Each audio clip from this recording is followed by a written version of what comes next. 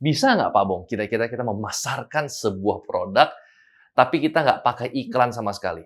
Halo teman-teman, selamat datang di kelas Founder, di mana misi saya ingin mencetak 1 juta founder di Indonesia lewat sebuah video YouTube. Nah, program ini saya bagi menjadi semester yang pertama, ada 10 video di mana saya akan upload setiap hari Rabu jam 8 malam. Pastikan teman-teman subscribe dan juga nyalakan loncengnya. Nah, selama program 10 video ini, teman-teman akan belajar bagaimana membangun sebuah startup dari A sampai Z, mulai dari branding, marketing, sampai finance. Stay tuned!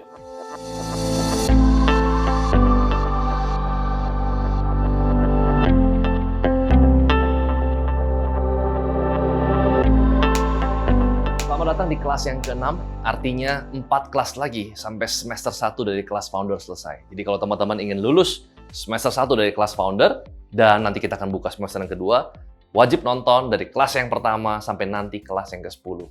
Dan kali ini topik yang saya akan bahas sangat menarik, yaitu pemasaran tanpa iklan dengan channel marketing. Bisa nggak Pak Bong, kira-kira kita memasarkan sebuah produk, tapi kita nggak pakai iklan sama sekali? Jawabannya adalah sangat-sangat mungkin. Kenapa harus nggak pakai iklan?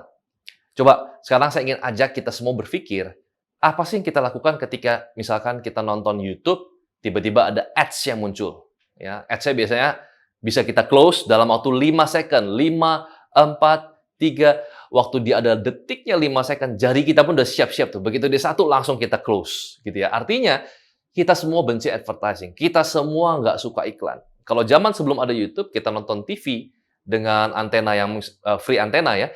Ketika ada iklan, kita akan next.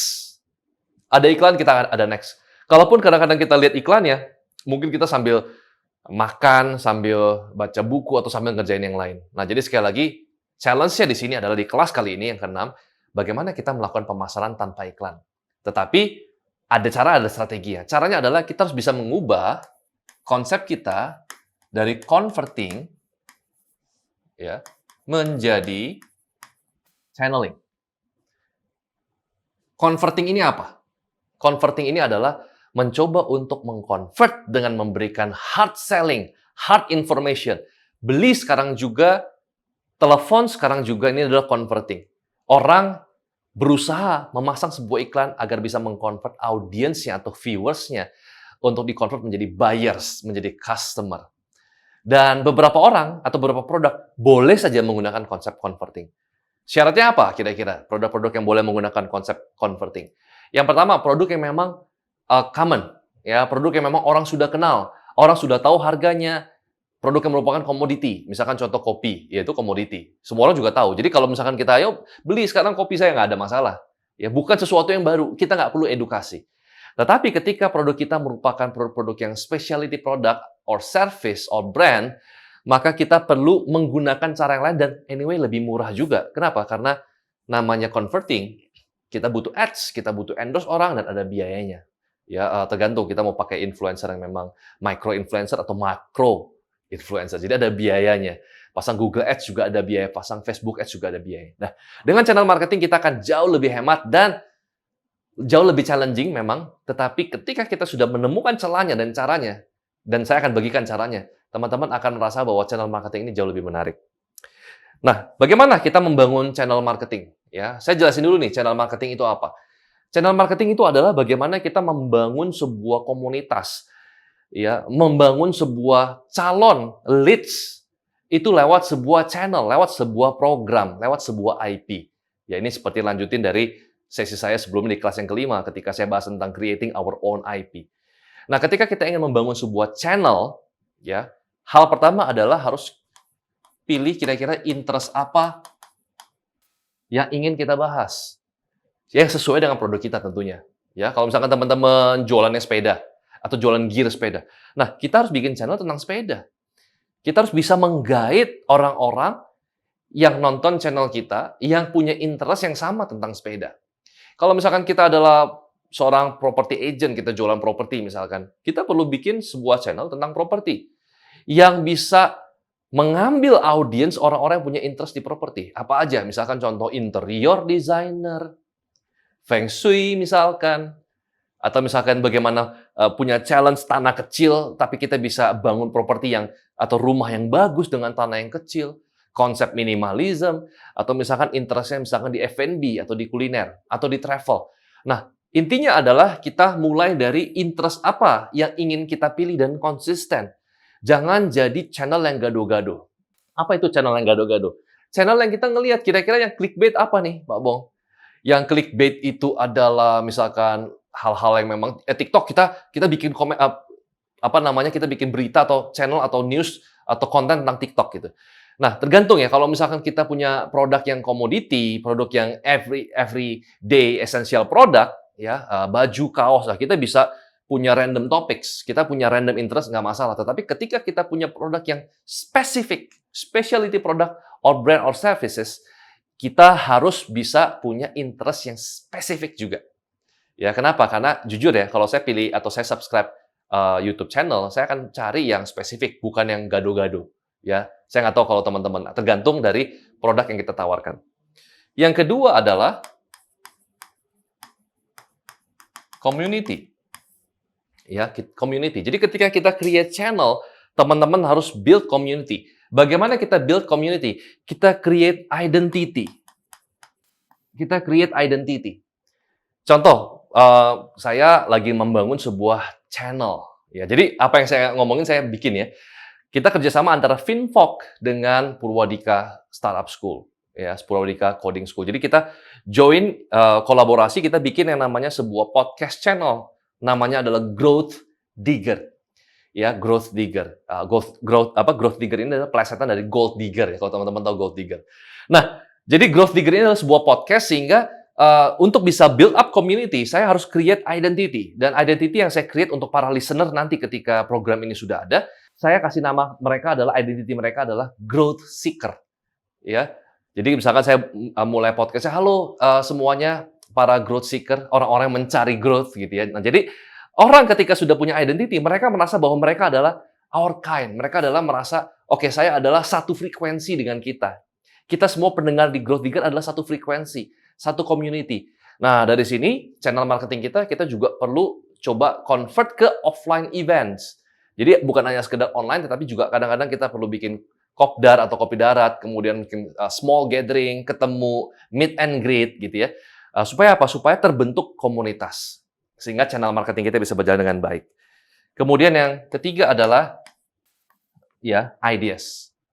Nah, jadi platform kita, channel kita harus bisa menjadi sebuah platform untuk orang bisa spread the idea. Misalkan contoh platform kita ini kita buat konsepnya talk show. Channel kita ini adalah channel talk show. Jadi misalkan channel talk show tentang minimalism. Kita bisa invite orang-orang yang memang tertarik punya interest dengan minimalism, yang mereka bisa sharing idea mereka lewat channel kita. Nah, kenapa kok kita perlu menjadi sebuah platform untuk idea orang-orang bisa spread their ideas lewat channel kita? Tujuannya apa? Supaya kita bisa ajak followers mereka, orang-orang yang mungkin follow mereka, guest speaker kita, bisa pindah atau bisa subscribe channel kita. Nah, jadi sekali lagi, kalau misalkan kita hanya mengandalkan diri kita sendiri, mungkin terbatas ya. Ya, konten kita terbatas. Saya bisa ngajar sampai berapa banyak konten. Saya perlu baca buku dulu, baru saya bisa ngajar.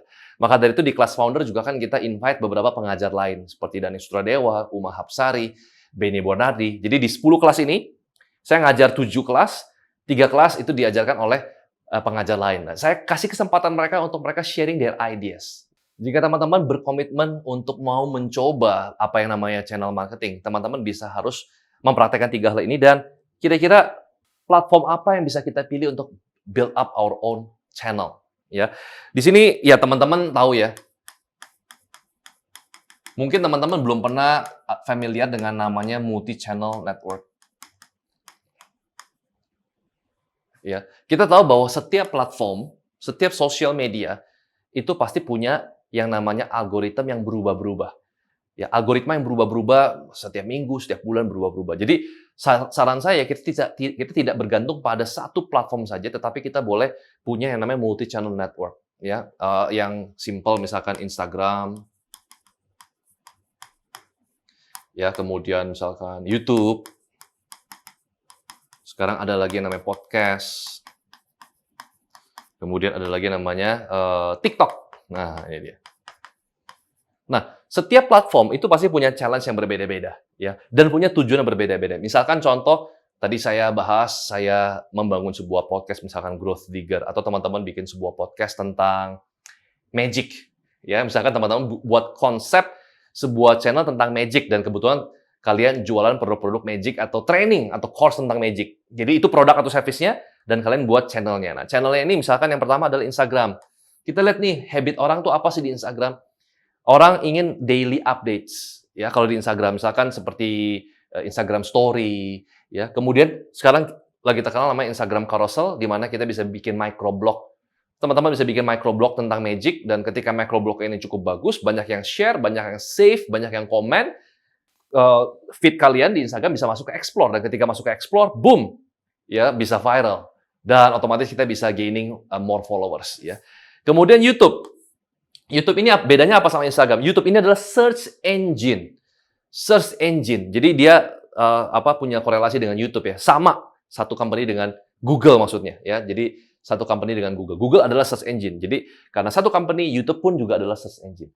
Nah, karena YouTube adalah search engine, jadi beda cara main dengan Instagram. Jadi kalau misalkan Instagram orang tidak search terus keluar.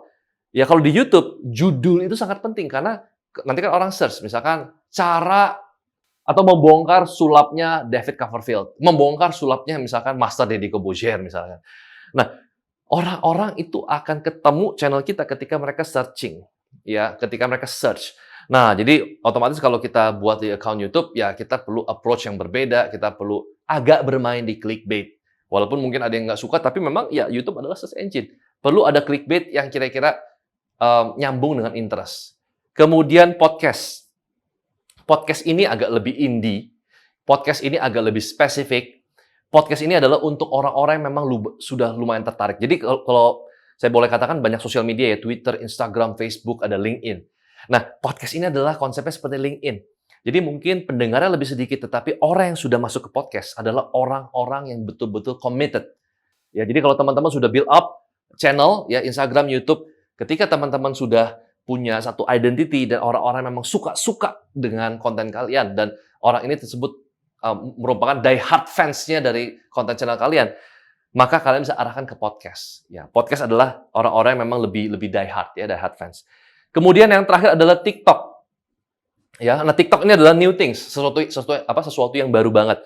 Dan bicara mengenai TikTok, TikTok ini adalah sebenarnya gabungan antara YouTube dengan Instagram. Bagaimana kita creating video tapi dengan simple editing. Dan menariknya lagi adalah TikTok ini kan dari China ya. Jadi banyak banget copyright music yang kayaknya nggak pakai copyright. Jadi kita bisa pilih musik apa aja. Ya, jadi simple editing, nggak apa-apa, agak jelek. Yang penting orang bisa, siapapun bisa jadi YouTuber kurang lebih di TikTok ini. Dan kenapa kok saya katakan teman-teman harus buat di TikTok? Ya, walaupun mungkin audiensnya lebih muda ya, lebih teens. Karena TikTok ini saat ini lagi betul-betul kencang, dan ketika teman-teman punya konten yang sangat relatable dengan audiens yang ada di TikTok, itu dengan sangat cepat teman-teman akan naik dan viral. Ya, jadi kurang lebih ini adalah konsep multi-channel network yang teman-teman harus buat, sehingga daripada kita membangun sebuah advertising, kita iklan, dan kita menghabiskan biaya sampai ratusan juta rupiah, lebih baik kita buat channel kita sendiri, dan tanpa sadar, orang-orang yang menjadi audiens kita, orang-orang yang sudah menjadi community kita, sudah menjadi tribe-nya kita, mereka akan mencari tahu tentang produk-produk yang kita tawarkan. Terus bagaimana cara supaya mereka cari tahu?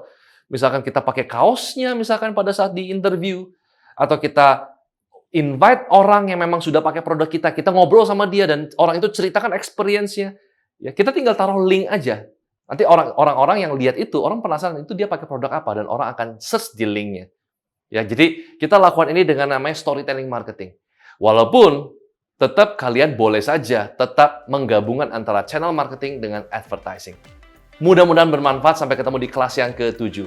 Sukses untuk kita semua.